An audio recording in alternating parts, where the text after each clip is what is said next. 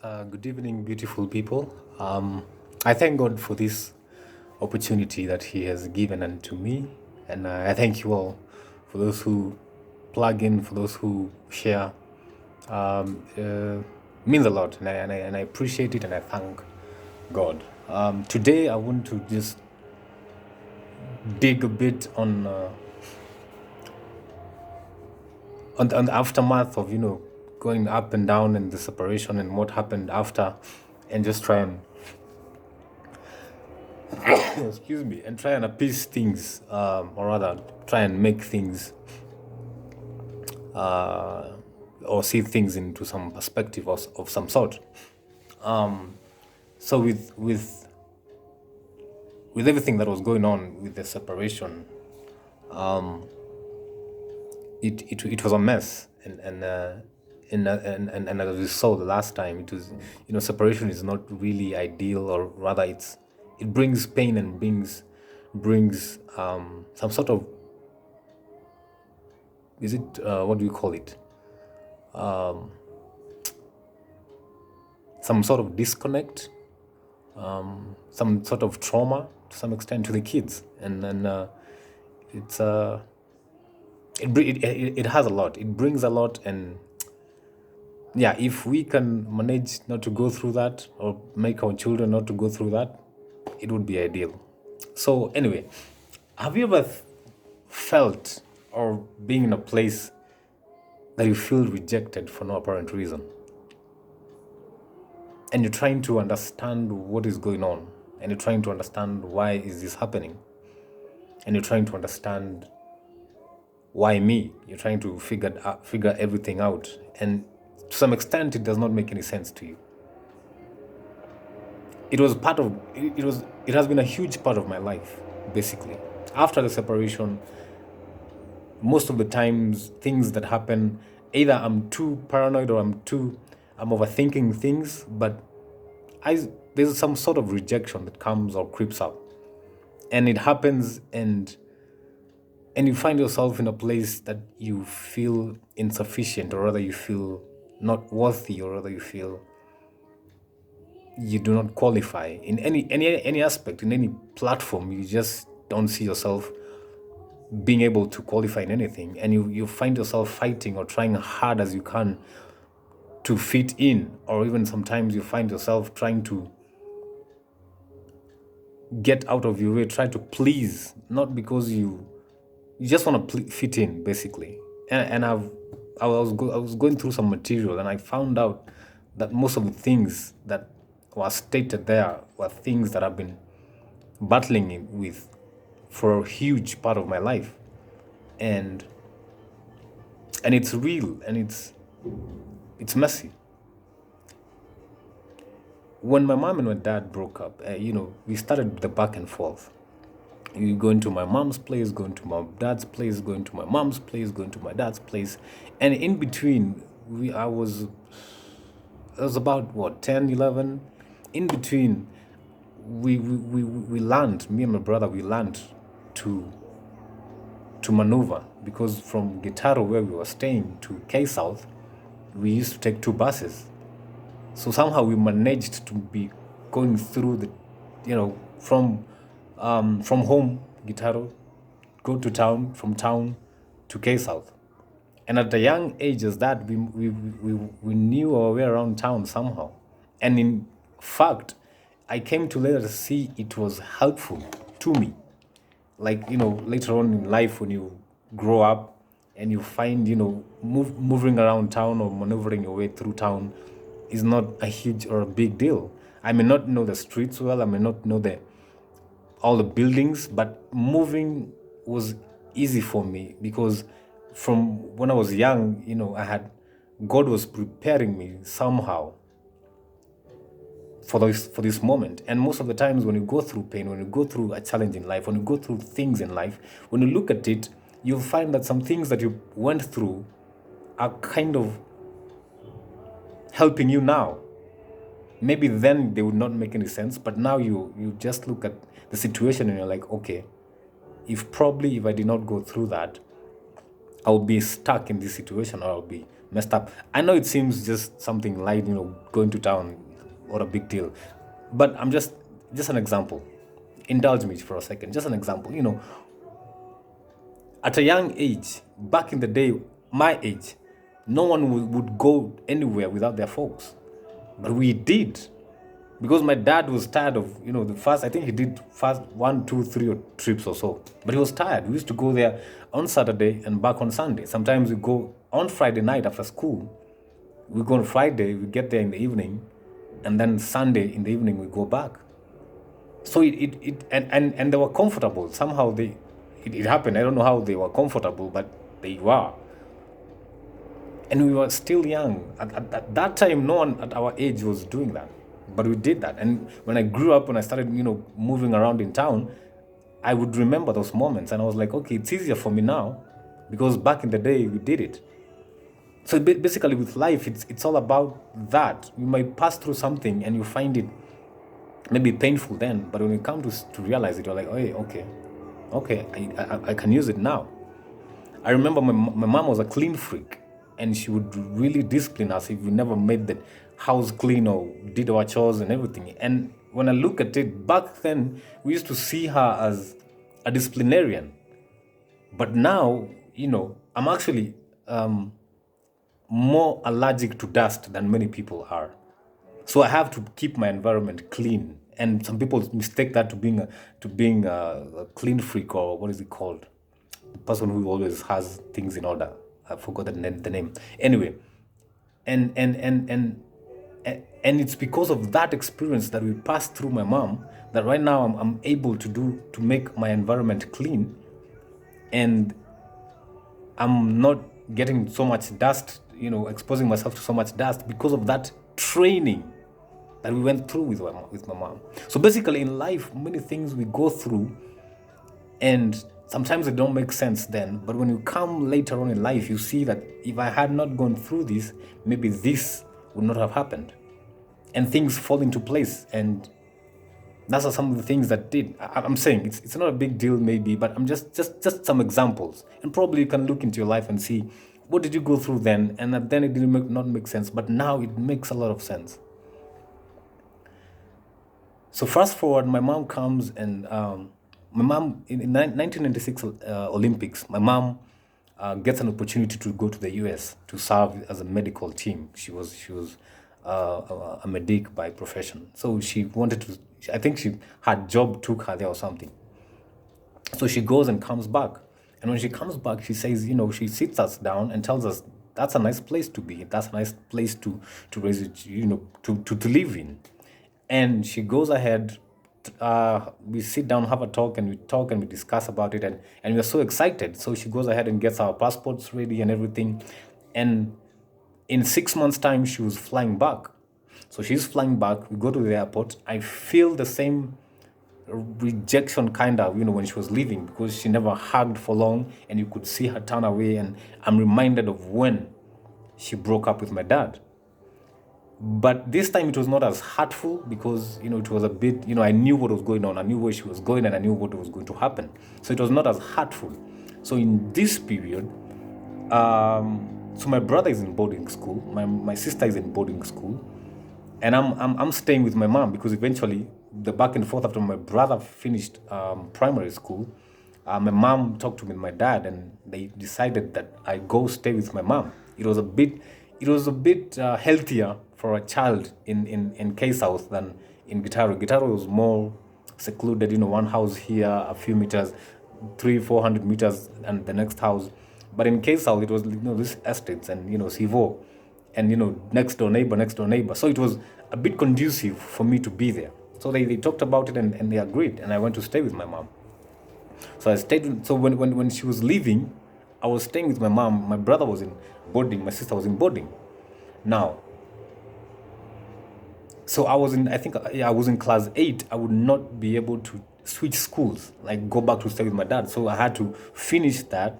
Then when I go to high school, then I can go back to my dad. So during this year of my final year, this is when my mom is leaving. It was on February. She left. And now they came up with an idea of how my cousin is going to come stay with us, or rather stay with me, so as I continue with my schooling. So my cousin comes with the wife, with 2 children and 1 niece. So it's a full house, and the nanny, it's a full house. But in my mind, I'm like, okay, you have come to my territory, so I should not feel anything, because I'm not the guest, I'm the host. But sooner or later, you find out that if you're alone, then definitely the majority are gonna win. It's just basic common sense. So eventually, I started feeling now like a guest in my own house, or rather in my own mom's house.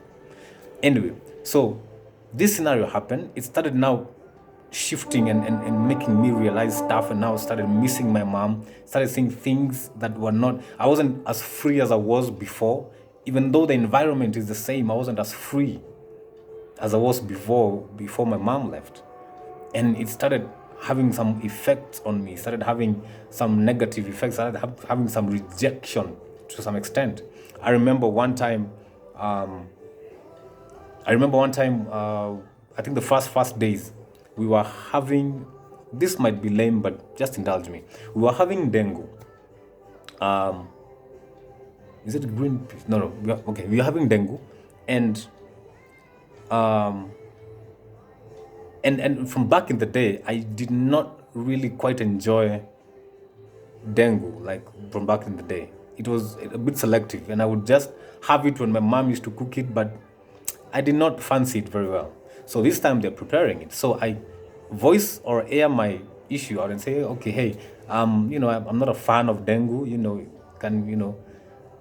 I'm just asking, I wasn't demanding, I wasn't, just throwing it out there, and probably something could be done. Well, in my thinking, when I told my mom that, something was done.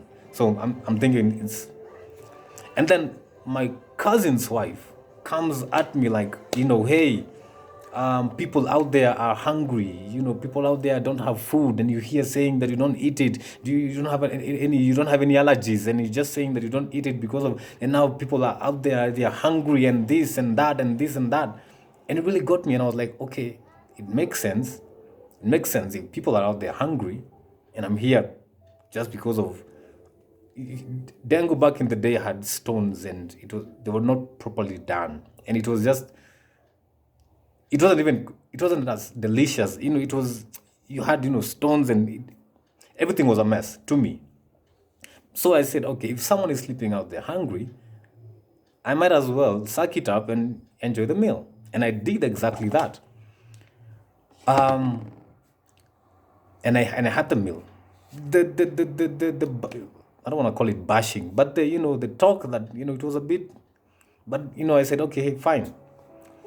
A week or 2 weeks later, I can't quite remember, my brother came for midterm. All right, so he came in, and that day we had cabbage for supper. I think cabbage and something. So my brother, you remember them days, cabbage was not like nowadays. You had to put some salad, the cabbage on the side, and then you have your stew, and then them days was cabbage and ugali, or cabbage and rice, or cabbage and whatever. So anyway, so it was like a main stew thing. So my brother and cabbage, they were never so eye to eye. So my brother comes up and says, okay, I don't do cabbage. And I'm in this position, and I'm now waiting for the speech that I got about the dengue. And I'm just like, I'm kind of, I don't want to say excited, but I'm just there, I want now to see now from the outside how the speech will go. And all of a sudden, the script changed. And as soon as my brother said he does not do cabbage, and my cousin's wife was like, oh, I'm so sorry, I never knew that, I did not know that. What can we do? What substitute can we have? Can we send someone to buy meat? What? And I'm there thinking, what in the world? And it was, wow. 2 weeks ago, you were here telling me about people hungry and people dying because of hunger. And now it's okay. We can get a substitute. What do you? And I'm thinking, He just got in like 20 minutes ago. I have been staying with you since my mom left. The only reason you're staying with me is because I am studying now. Because if my mom was living and I did not have to study, I would not be in that house. And probably they would rent it out. And I don't know if they were paying, I highly doubt, but anyway. But the only reason those were many questions that were going through my mind. So I started now seeing the shift of things. I started now seeing like favoritism to some extent. Like when my brother says something, it's taken differently from when I say it. And rejection started kicking in, and I started feeling rejection. I started feeling pain, and did not understand what was going on. I remember I used to go and when taking a bath, and I would just cry and just ask, why did my mom have to leave? Why? It was just on another level. And it went on for the entire year, because that was the final year for my exams. It went on, and it was crazy, up and down, and it was just a mess. I remember one time my sister also came, and the school was out. So my sister came, and she was supposed to leave, I think the next morning, to go to my dad's place. And she told me to see her off, and I went and saw her off, sorry. But I did not get to the bus terminal or the stage where she was to take the bus to town, and then town to Gitaro. I just, saw her off until a particular place. Then I went and continued playing, because my friends were, people were playing around. So I just saw her off until a particular point, and I came back. That evening, there was a party like about 4 houses down our place.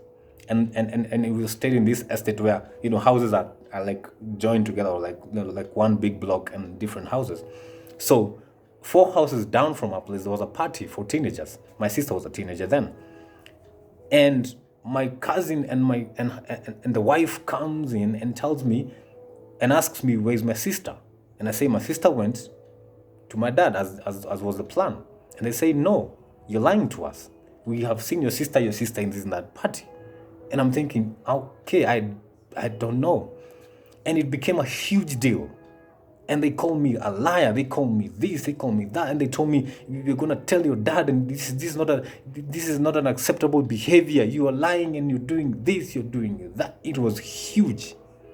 We don't understand. You're not supposed to be lying, and you're lying to us. We are here trying our best to take care of you, and you're here trying. And I'm thinking, what are you talking about?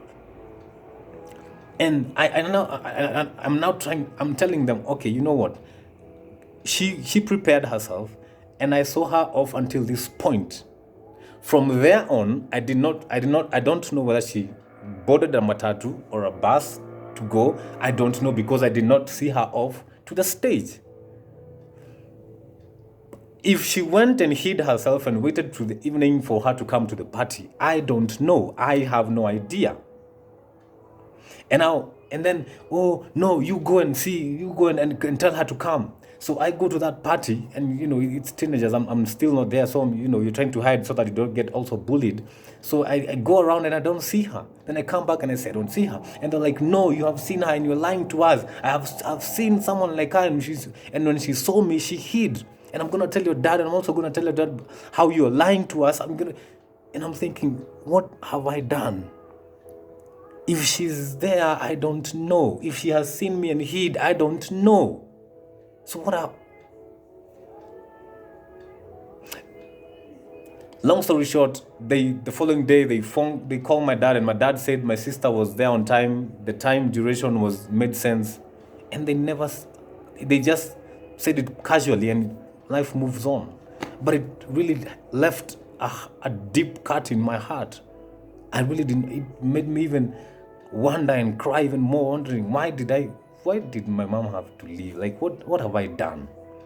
And it was cycle after cycle after cycle after cycle, and it was so painful. Eventually, after doing my KCPE, my final exam for primary, I went and moved back with my dad. But it was a mess, and I honestly could not even stand staying there a single second. As soon as I was done, I was out. I remember my dad one time came to pick some of my mom's stuff from one of the rooms. And I was with my dad, but I never got in the house. I just stood by the truck that came to pick the stuff because I could not even face them. I could not be able to pretend to face them and, pretend everything is okay. No, nothing was okay. I was really hurt and I did not understand why. There was nothing that I did to bring all that. It was painful. And rejection was like a piercing spear in my heart. That was the beginning of many instances of rejection, many instances where you find yourself going into a room and you find people just don't like you from just you entering, and you have not said anything, you have not done anything. At a point where you see people talking about you and even laughing, and you have not done anything. And you're thinking, maybe I'm just paranoid, maybe I'm just overthinking. But when you follow up, you find out, no. And you did not do anything. People just... And now when the people who genuinely love you offer the affection and the love, you don't feel like it because you feel like there's something, I'm not used to this. So if someone genuinely loves you, like, there's something has to give. You cannot just come and love me for me. No, I've not experienced that. I have not, no, that's, no. Mm-mm. And sometimes we try to hide it, we try to play along, but deep down, it has played a huge role in my relationships. I wouldn't say a huge role in my previous relationship. I did try and make things up, but it has really played a huge role in my relationships. And you feel like someone cannot just love you. No, that's no.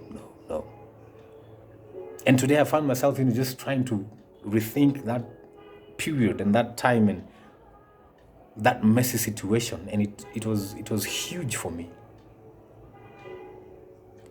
But I thank God because I'm as I do this, I'm learning a few things. I'm learning a few things, and just allow me to highlight a few things that I came across today. As I was doing the thinking and just perusing the internet and just trying to understand what's all about rejection. And I came up a few pointers that really resonate with me. And if you are there and you have these kind of symptoms, then know you have some rejection problem and you need to deal with it. And it's easy. It's easy. Like, for instance, like a first one is that you find yourself comparing your circumstances or situations with others and you never seem to measure up.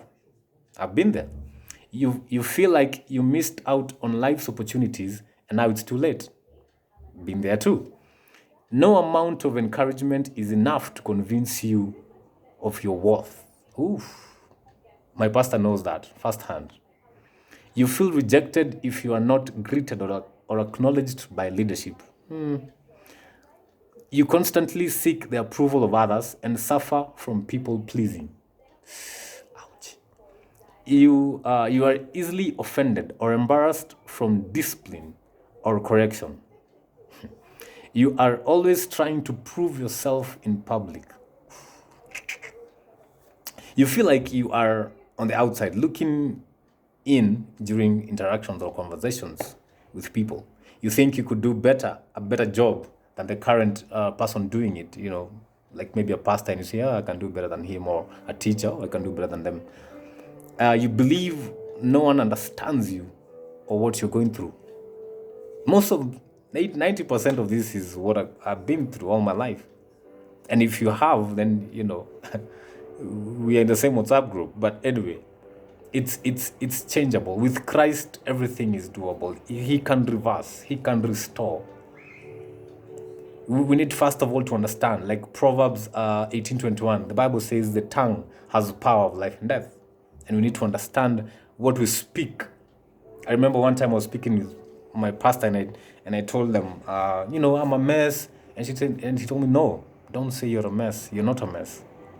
But as we have seen, even the encouragement from whoever or from whatever, They tell you with confidence, but to you, you don't really feel it because of what you've been through in life. You've faced rejection from left, right, and center, and it's painful, and you cannot understand it.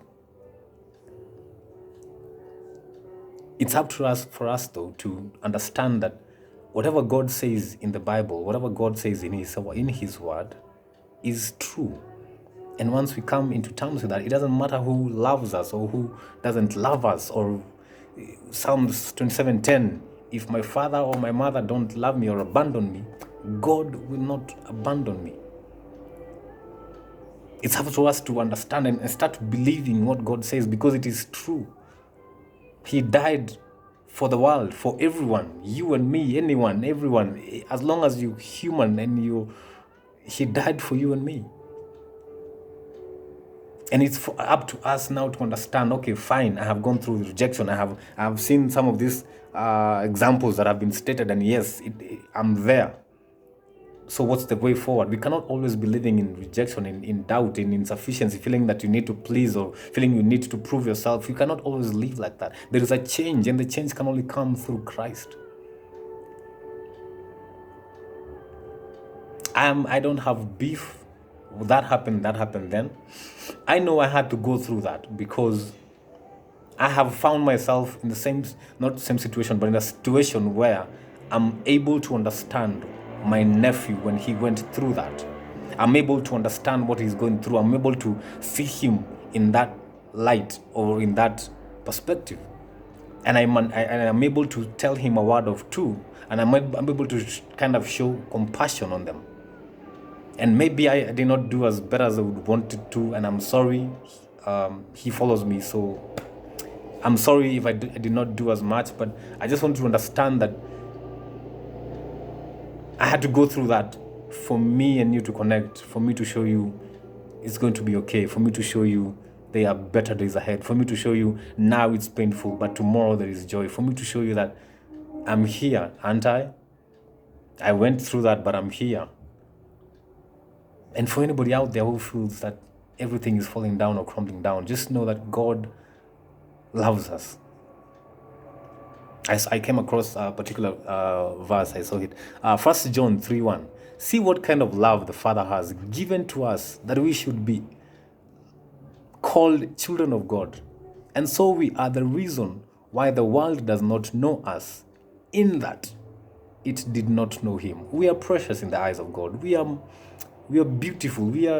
God loves us immensely. If you're going through some of the things that I've mentioned, or you have been through, just trust in God, believe in His word. It's hard to feel encouraged by the humongous words, but just believing. Pray that God shows you who you are in Him. Pray that God helps you to forgive. Pray that you see people in the eyes of Christ. Pray that you regain love. Because that's the epitome of it. That's Christ in His fullness. I hope I've helped someone out. I hope I've spoken to someone. Thank you for your time, and please just say a prayer to God and He will do wonders. Just trust in Him and everything will be all right. Thank you for your time. See you next time. God bless you.